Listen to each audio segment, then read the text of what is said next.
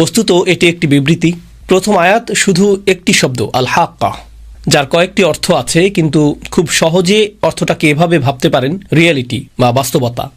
মাল হাক্কা, বাস্তবতা কি? ওয়ামা আদরাকা মাল হাক্কা, আর কিসে তোমাকে জানাবে যে বাস্তবতা কি জিনিস? সেই প্রশ্নটি করার উদ্দেশ্য হলো, আল্লাহ এই সূরাতে দাবি করেছেন যে অধিকাংশ মানুষ বাস্তবতায় বাস করে না।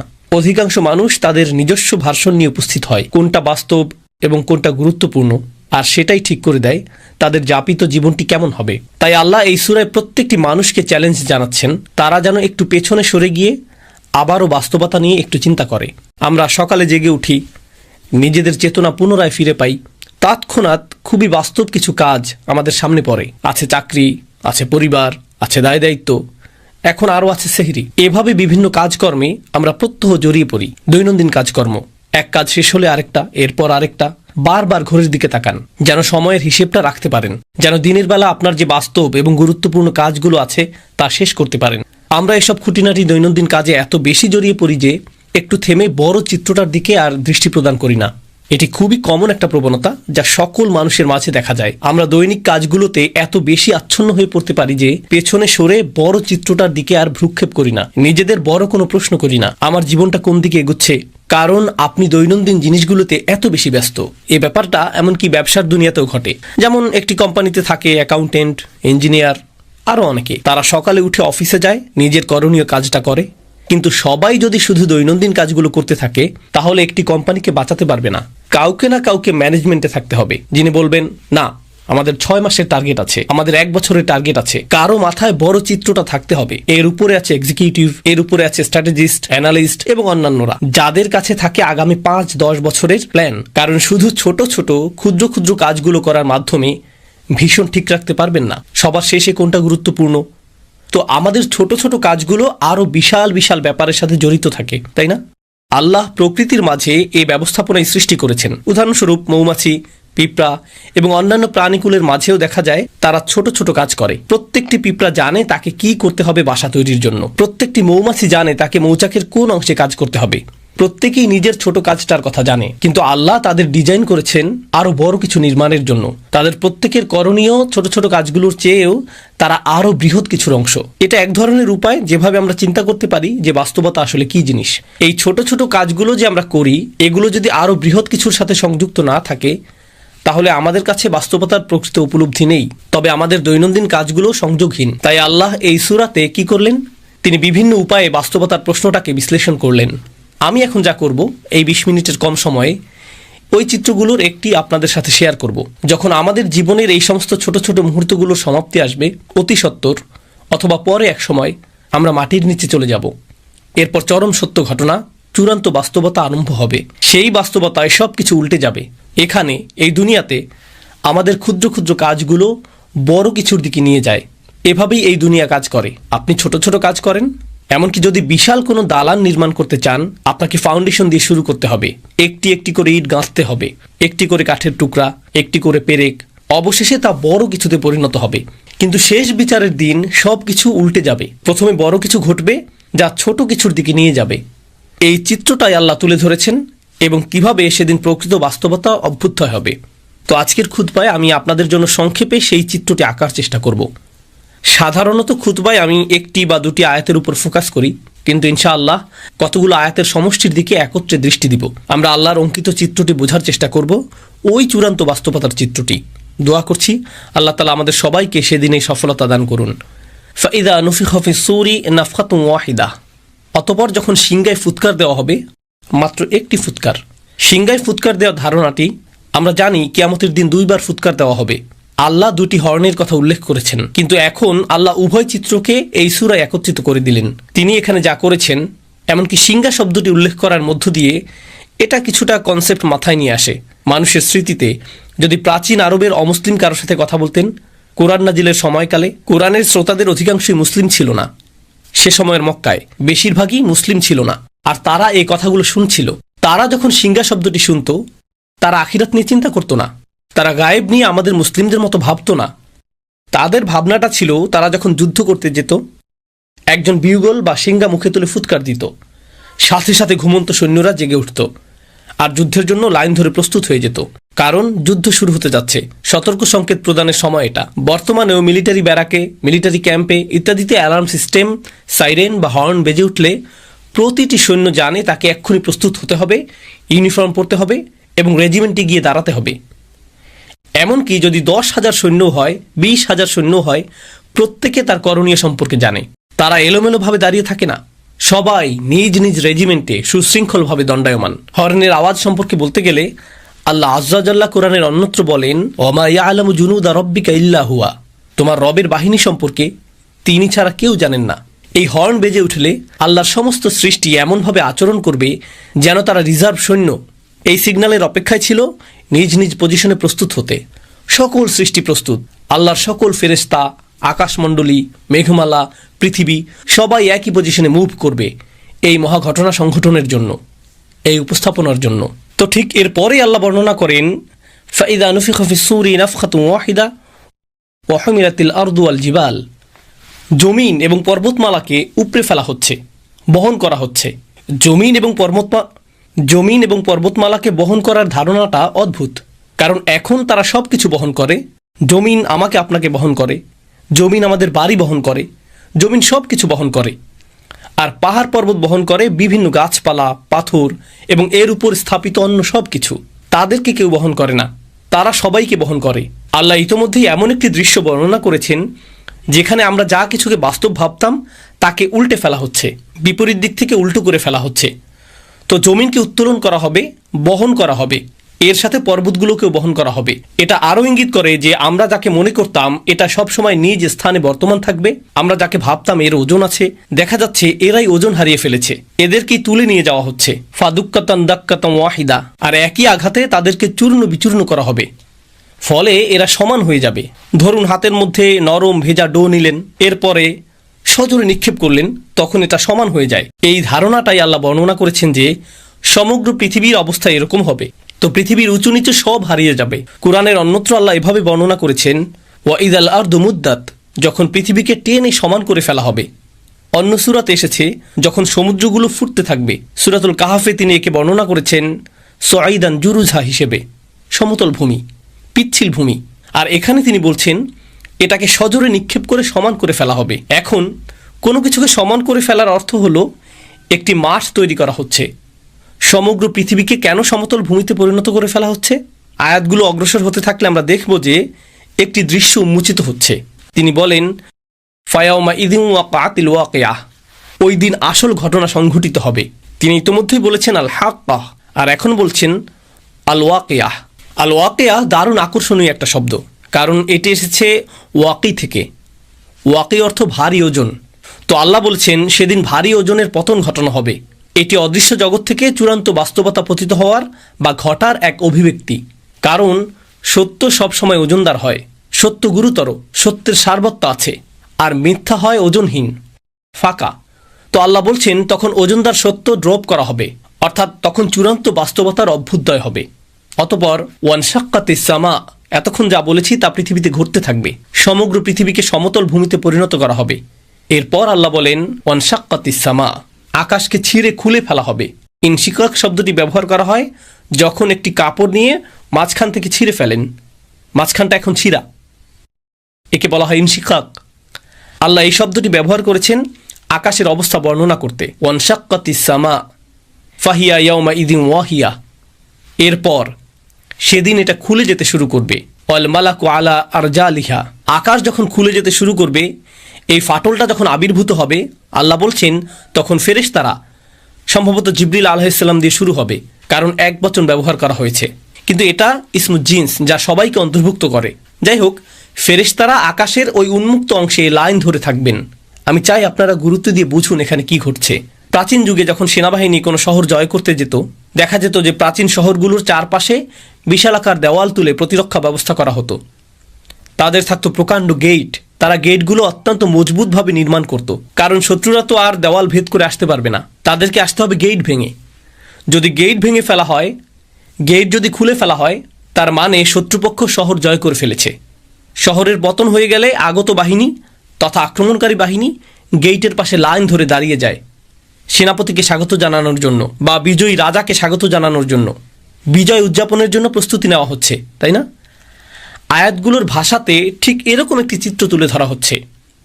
শুরুতে জমিনকে সমতল করা হচ্ছে, এরপর আকাশকে ছিঁড়ে খুলে ফেলা হচ্ছে। আচ্ছা, আকাশ ছিঁড়ে খুলে ফেলা বলতে কি বোঝানো হচ্ছে? আপনাদের কেউ কেউ সায়েন্সের ছাত্র বা বাচ্চারা যারা সায়েন্স পড়ে জানে যে আকাশ তো খালি জায়গা, এটা তো ফাঁকা। ছিঁড়ে খুলে ফেলা বলতে কি বোঝাচ্ছেন? আল্লাহ এখানে যা বর্ণনা করছেন তা খুব সহজে ডাইমেনশন দিয়ে বুঝতে পারবেন। আমরা আছি দৃশ্যমান ডাইমেনশনে, যেখানে আমরা একে অপরকে দেখতে পারছি, আমরা ভাবছি এটাই বাস্তব। কিন্তু ঠিক এই মুহূর্তে আমাদের সাথে ফেরেশতারা আছেন। ঠিক এই মুহূর্তে কিরামান কাতিবিন, মর্যাদাবান ফেরেশতারা আমাদের সব কিছু লিখে রাখছেন একটি খাতায়। এটি এমনকি কালি দিয়ে লেখা হচ্ছে না, এটি কিতাবুম মারকুম, পেজগুলোতে সেলাই করা হচ্ছে। কারণ কালির ক্ষেত্রে যদি পানি পড়ে লেখাগুলো অস্পষ্ট হয়ে যেতে পারে, বা আঙুল দিয়ে ঘষা দিলেও দাগ পড়ে যেতে পারে। কিন্তু লেখা যদি সেলাই করা হয়, আমরা যাকে বলি এমব্রয়ডারি, আমাদের কাজগুলোকে পাতাগুলোতে এমব্রয়ডারি করে নথিভুক্ত করা হচ্ছে। কিতাবুম মারকুম, আরবিতে এর নাম রকম। এভাবেই রেকর্ড করা হচ্ছে। এটা ঠিক এখনই ঘটছে, কিন্তু আমরা তা দেখতে পাচ্ছি না, কারণ এটা ঘটছে একটি পর্দার ওপরে। এই পর্দার নাম হলো গাইব, গাইবের পর্দা। এজন্য গাইবের ধারণাটা কি ঘটবে বিচার দিবসে। ফাকাশাফনা আনকা গিতাআক, সূরা কাফে যেমন এসেছে। তিনি বলেছেন, আমি পর্দা সরিয়ে দিয়েছি, তোমার সামনে যে পর্দা ছিল তা আমি সরিয়ে দিয়েছি। অতএব এই মুহূর্তে চোখের সামনে একটি পর্দা আছে যা আমাকে অদৃশ্য জগৎ দেখতে বাধা দিচ্ছে। ঠিক একইভাবে যখন কোনো ডাক্তারের কাছে যান, ওনারা যখন এক্স রে করেন, তারা এক্স রে মেশিনের ভেতর দিয়ে এমন কিছু দেখেন যা আমি আপনি এই মুহূর্তে দেখতে পাচ্ছি না। একটি লেন্স থাকে, একটি ডিভাইস থাকে যা অদৃশ্য পর্দা দূর করে দেয়। ফলে আপনি শরীরের ভেতরের জিনিসও দেখতে পাচ্ছেন, যা অন্যথায় দেখা সম্ভব ছিল না। একই ব্যাপার মিলিটারি প্রযুক্তিতেও দেখা যায়। তারা থার্মাল গগলস পরিধান করে, যেটা দিয়ে আপনি দেয়াল ভেদ করে দেখতে পাবেন যে অন্য পাশে কতজন লোক আছে, বা এরকম কিছু। তো ধারণাটা অনেকটা এরকম। আল্লাহ বলছেন, অদৃশ্যের পর্দা ছিঁড়ে খুলে ফেলা হচ্ছে। অদৃশ্যের ওপারে কি আছে? ফেরেশতারা, অদৃশ্য জগৎ। তারা তখন দৃশ্যমান জগতে প্রবেশ করতে থাকবেন। তখন প্রথমবারের মতো মানবজাতি ফেরেশতাদের দেখতে পাবে। শেষ বিচারের দিন আকাশ ছিঁড়ে যে গেটটি খুলে ফেলা হয়েছে, আল্লাহ বলছেন ফেরেশতারা ওই গেটের সকল পাশে লাইন ধরে উপস্থিত হবেন। ওয়াল মালাকু আলা আরজাইহা ওয়া ইয়াহমিলু আরশা রাব্বিকা ফাওকাহুম ইয়াওমাইযিন সামানিয়া। এবং আরশ, আল্লাহর রাজ সিংহাসন, সেদিন বহন করা হবে 8 জন দিয়ে। এই 8 জন কারা সে বিষয়টা আল্লাহ বর্ণনা করেননি, কিন্তু মুফাসসিরগণ বলেন ওনারা 8 জন বিশেষ ফেরেশতা যারা আল্লাহর আরশ বহন করার দায়িত্বে নিয়োজিত। আল্লাহর আরশের একটি ভার্সন সেদিন বহন করে আনা হবে, শুধু মানুষকে দেখানোর জন্য যে রাজাধিরাজ আল্লাহ মানুষের বিচার শুরু করতে যাচ্ছেন। কারণ আগের যুগে এখানে প্রতীকের ব্যাপারটা গুরুত্বপূর্ণ। আগের যুগে গার্ডরা রাজাদের বহন করত এক ধরনের ছদ্ম সিংহাসনে, কারণ আসল সিংহাসনটা অন্য কোথাও আছে। এই বহনযোগ্য সিংহাসনটা আনা হয়েছে শুধু বিচার কার্য পরিচালনার জন্য। যদিও রাজার এখন আগমন ঘটেনি, কিন্তু সিংহাসন আনা হয়েছে। তো ওয়াহমিলু আরশা রাব্বিকা ফাওকাহুম ইয়াওমাইযিন সামানিয়া, আর্মিরা গেট খুলে ফেলেছে, সিংহাসন আনা হয়েছে 8 জন দিয়ে। এই 8 জন কি ফেরেশতা নাকি আল্লাহর অন্য কোনো সৃষ্টি? আলী রাদিয়াল্লাহু তাআলা আনহু সহ অন্যরা বলতেন যে 8 জন বলতে কি 8 জন, নাকি 8,000, নাকি 8 লেজন বোঝানো হয়েছে। মা হিয়া হাদিহি সামান, আমরা জানি না এটা এই 8 কারা, এটা আল্লাহ আমাদের জানাননি। তো তিনি বলেন ইয়াউমাইযিন ইউরাদুন, এত সব কিছু কেন ঘটছে? কেন সমগ্র ভূপৃষ্ঠকে সজোরে সমান করে ফেলা হচ্ছে? কেন আকাশ ছিঁড়ে খুলে ফেলা হচ্ছে? হঠাৎ করে কেন ফেরেশতারা সব উপস্থিত হচ্ছেন? কেন সিংহাসন আনা হচ্ছে? এই সমস্ত কিছু কেন ঘটছে? ইয়াউমাইযিন তুরাদুন, সেদিন তোমাদের সকলকে, তিনি আমাকে বলছেন, আপনাকে বলছেন, সেদিন তোমাদের সকলকে হাজির করা হবে। তুরাদুন লা তাখফা মিনকুম খাফিয়া, তোমাদের কোনো গোপনীয়তাই আজ আর গোপন থাকবে না। তো আপনারা লক্ষ্য করছেন বিশাল বিশাল ব্যাপার ঘটছে। এরপর হঠাৎ করে একেবারে ক্ষুদ্র বিষয়গুলো যা সমগ্র দুনিয়ার কাছে গোপন ছিল, যা আমি আপনি ছাড়া কেউ জানতো না, যা আমি বলেছি, যা আমি করেছি, যে নিয়ত আমার ছিল, যদিও মানুষ আমার কাজ দেখেছে কিন্তু আমার নিয়ত দেখেনি, ওইটা গুপ্ত ছিল। এমনকি সবাই এখানে নামাজ পড়ার আগে সবাই সালাতুল জুমার জন্য বসে আছেন, কিন্তু আমাদের নিয়তগুলো হয়তো অভিন্ন নয়, কারো হয়তো ভিন্ন নিয়ত আছে। আপনি তা দেখতে পান না, আপনার পক্ষে তা দেখা সম্ভব নয়, এটা গোপন। কিন্তু সেদিন কোনো গোপন জিনিসই আর গোপন থাকবে না, কিছুই লুকায়িত থাকবে না। কিছু সাহাবা এই আয়াত সম্পর্কে বলেছেন, কারণ সেদিন মানুষের পরনে কোনো কাপড় থাকবে না, কেউ কোনো পরোয়া করবে না। আল্লাহ শুধু মানুষের আমলগুলো উন্মুক্ত করবেন না, আল্লাহ তাদের নিজেদেরকে উন্মুক্ত করে দিবেন।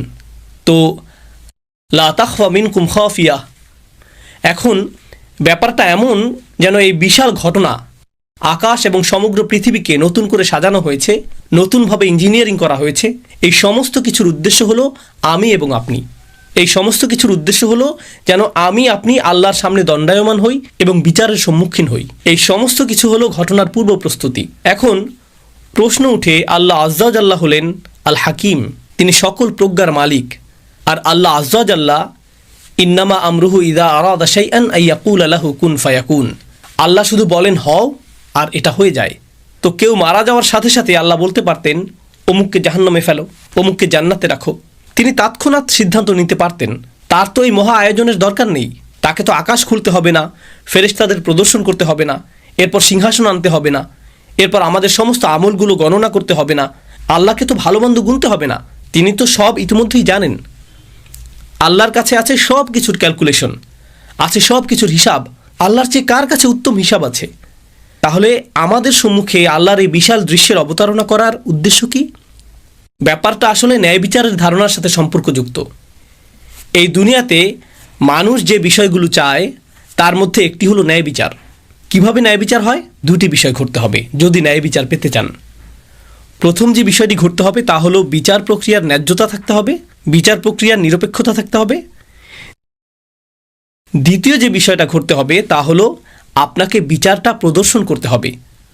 গোপনে বিচার করতে পারবেন না। যদি পুলিশ কাউকে গ্রেফতার করে, তাকে ধরে এবং জেলে নিক্ষেপ করে আর বলে যে তাকে দোষী সাব্যস্ত করা হয়েছে, তখন প্রশ্ন উঠে কখন তাকে দোষী সাব্যস্ত করা হলো, তার বিচার কখন হলো? ও, এটা গোপনে করা হয়েছে। বিশ্বাস করুন, বিচারটা ন্যায় বিচার হয়েছে। আচ্ছা, বিচারটা যদি গোপনে হয়, সাথে সাথে সবাই চিন্তা করবে বিচারটা যদি এতই ন্যায্য হয় তাহলে গোপনে করলেন কেন? প্রমাণাদি দেখাচ্ছেন না কেন? প্রকাশ করছেন না কেন? অতএব শুধু ন্যায় বিচার করলেই হবে না, ন্যায় বিচারটা সবাইকে দেখাতেও হবে। উভয় ব্যাপারটা ঘটতে হবে। কাউকে জাহান্নামে ফেলা হলো, তখন সে বলতে পারে, হ্যাঁ, আল্লাহ আমাকে এখানে ফেলেছেন, কিন্তু আমি খুবই ভালো মানুষ ছিলাম, আমি জানিও না আমি এখানে কেন, আমি তো সৎ জীবনযাপন করেছি। তারা এমনটা বলতে পারে। যদিও তারা ভালো মানুষ না হয়ে থাকে, তবু তারা এই অজুহাতটা দেখাতে পারে, কারণ বিচারটা তো তাদের দেখানো হয়নি, তাই না? প্রকৃতপক্ষে এমনকি সেদিনও কিছু মানুষ অজুহাত দেখানোর চেষ্টা করবে। আল্লাহ কি করলেন? আল্লাহ দেখিয়ে দিলেন, লা তাখফা মিনকুম খাফিয়া, কোনো কিছুই গোপন থাকবে না। ভালো কিছু যেমন গোপন থাকবে না, তেমনি খারাপ কিছু গোপন থাকবে না। আপনি নিজে, আমি নিজে সাক্ষ্য দিব আল্লাহ ন্যায় বিচার করেছেন। এটি একটি ন্যায্য বিচার। এখানে কোনো অন্যায় করা হয়নি, কারো প্রতিই না। ফামান ইয়ামাল মিসকালা যাররাতিন খায়রান ইয়ারাহু ওয়া ইয়ামাল মিসকালা যাররাতিন শাররান ইয়ারাহু। অনুপরিমাণ ভালো কাজ এবং অনুপরিমাণ খারাপ কাজও আপনি নিজেই দেখতে পাবেন। এটাই মূল কারণ। এত বিশাল আয়োজন করা হবে এই জন্য যে যেন আল্লাহ প্রদর্শন করতে পারেন বিচারটা কত ন্যায়ানুগ হয়েছে। আমার আপনার চোখের সামনেই এটা ঘটবে। এটা সেই মহাবিচারের প্রস্তুতি। এখন কিছু সময়ের জন্য একটু কল্পনা করুন, আমরা বিভিন্ন ইভেন্টে যোগ দিই। কেউ ঈদ পার্টির আয়োজন করলো, এটা একটা ইভেন্ট। চলুন আরও বড় কোনো ইভেন্টের কথা চিন্তা করি। নতুন প্রেসিডেন্টের শপথ অনুষ্ঠান হবে বা নতুন প্রধানমন্ত্রী নির্বাচন করা হয়েছে, তখন অনুষ্ঠান করা হয়, উদ্বোধনী অনুষ্ঠানের আয়োজন করা হয়, জাতীয় উৎসবের একটি দিন। বিশাল এক ব্যাপার। যখন বিশাল কিছু হয় তার জন্য প্রস্তুতিটাও হয় অনেক বড়। আল্লাহ এত ব্যাপক প্রস্তুতি নিচ্ছেন, এত প্রকাণ্ড আয়োজন। কত যে আয়াতে এই ইভেন্টের প্রস্তুতির কথা এসেছে। সিঙ্গার আওয়াজ থেকে শুরু করে আকাশ ছিঁড়ে ফেলা, ফেরেশতাদের সারিবদ্ধ হয়ে দাঁড়িয়ে যাওয়া, সিংহাসনের আগমন, এই যে এত বিশাল আয়োজন, আমার কৃতকর্মগুলো হিসেবের জন্য, আপনার কৃতকর্মগুলো হিসেবের জন্য। আল্লাহর কাছে আমাদের কর্মগুলো এতটাই গুরুত্বপূর্ণ, অথচ আমরা মনে করি আমাদের কৃতকর্মগুলো ছোটোখাটো বিষয়। মনে আছে আমি যে শুরুতে বলেছিলাম, এই জগতে ক্ষুদ্র ক্ষুদ্র বিষয়গুলো বড় কিছুর দিকে নিয়ে যায়। আর বিচার দিবসে কি হবে? সেদিন বিশাল বিশাল ব্যাপারগুলো ঘটবে আমার আপনার একেবারে ক্ষুদ্র ক্ষুদ্র আমলগুলোর হিসাব নিকাশের জন্য।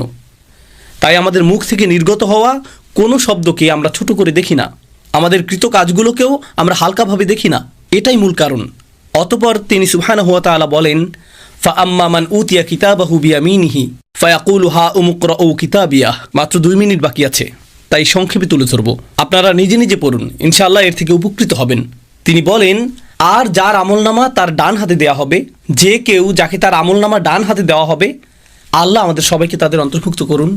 তো কেউ যখন তার ডান হাতে নিজ কৃতকর্মের খাতাটি পাবে, আল্লাহ বর্ণনা করেন হা উম হা উম। হা উম মানে এদিকে আসো এবং গ্রহণ করো। হা উমের একটি অর্থ হলো এখানে আসো এবং নাও। আপনারা বিচার দিবসের বর্ণনা আগেও শুনেছেন। সেদিন কেউ কারো কোনো খবর রাখবে না। ইয়াউমা তারাউনাহা তাদহালু কুল্লা মুরদিআতিন আম্মা আরদাআত। এমনকি মা যিনি তার বাচ্চাকে দুধ খাওয়াচ্ছেন, জাস্ট তাকে ফেলে দিবে, জাস্ট তাকে কোল থেকে ফেলে দিবেন। এতটা ভয়ঙ্কর বিচার দিনের বর্ণনা। ইয়াফিরুল মারউ মিন আখিহি ওয়া উম্মিহি ওয়া আবিহি ওয়া সাহিবাতিহি ওয়া বানিহি ওয়া সাহিবাতিল্লাতী তুইহি। আপনি আপনার মা থেকে পালাবেন, বাবা থেকে পালাবেন, ভাই থেকে, স্বামী স্ত্রী থেকে, আপনি আপনার সমগ্র গ্রামবাসী থেকে পালাবেন, পরিচিত সকল মানুষ থেকে। তাদের দেখলেই উল্টো দিকে পালিয়ে যাবেন, কারো ব্যাপারে কোনো পরোয়া করবেন না। বস্তুত লাউ ইয়াফতাদি মিন আযাবি ইয়াউমা ইযিম বিবানিহ। এই আয়াতের কয়েকটি আয়াত পরে আল্লাহ বলেন ওমান ফিল আরদি জামিআ সুম্মা তুনজিহি। সেদিন মানুষ বলবে, ইয়া আল্লাহ, দরকার হলে অন্য সমস্ত মানুষ, আদম আলাইহিস সালাম হতে শুরু করে শেষ পর্যন্ত যত মানুষ আছে সবাইকে জাহান্নামে ফেলেন, কিন্তু আমাকে বাঁচান। এটাই সেদিন তারা বলবে। ওমান ফিল আরদি জামিআন সুম্মা ইনজি। সেই দিনে কিছু মানুষ ডান হাতে তাদের আমলনামা পাবে।